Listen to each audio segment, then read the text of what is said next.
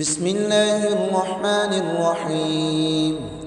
تبارك الذي بيده الملك وهو على كل شيء قدير، الذي خلق الموت والحياة ليبلوكم أيكم أحسن عملا وهو العزيز الغفور، الذي خلق 7 سماوات طباقا ما ترى في خلق الرحمن من تفاوت فارجع البصر هل ترى من فطور ثم ارجع البصر كرتين ينقلب إليك البصر خاسئا وهو حسير، ولقد زينا السماء الدنيا بمصابيح وجعلناها رجوما للشياطين وأعتدنا لهم عذاب السعير، وللذين كفروا بربهم عذاب جهنم وبئس المصير.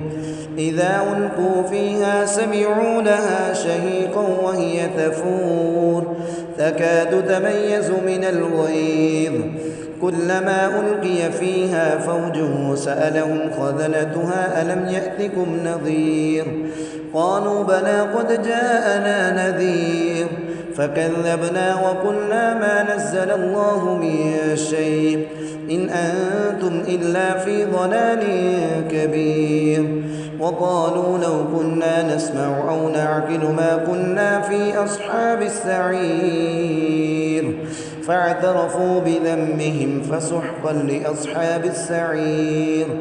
إن الذين يخشون ربهم بالغيب لهم مغفرة وأجر كبير، وأسروا قولكم أو اجهروا به إنه عليم بذات الصدور، ألا يعلم من خلق وهو اللطيف الخبير. هو الذي جعل لكم الأرض ظلولا فامشوا في مناكبها وكلوا من رزقه وإليه النشور. أأمنتم من في السماء أن يخسف بكم الأرض فإذا هي تمور أم أمنتم من في السماء أن يرسل عليكم حاصبا فستعلمون كيف نذير. ولقد كذب الذين من قبلهم فكيف كان نكير.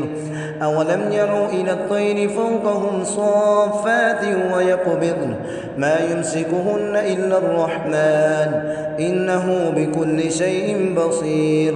أمن هذا الذي هو جند لكم ينصركم من دون الرحمن إن الكافرون إلا في غرور.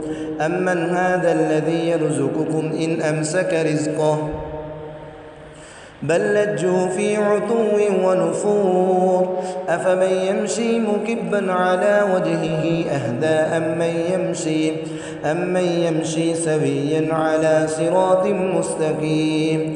قل هو الذي أنشأ لكم وجعل لكم السمع والأبصار والأفئدة قليلا ما تشكرون. قل هو الذي ذرأكم في الأرض وإليه تحشرون.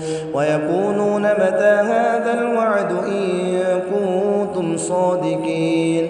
قل إنما العلم عند الله وإنما أنا نذير مبين. فلما رأوه زلفة سيئت وجوه الذين كفروا وقيل هذا الذي كنتم به تدعون. قل أرأيتم إن أهلكني الله ومن معي أو رحمنا فمن يجير الكافرين من عذاب أليم.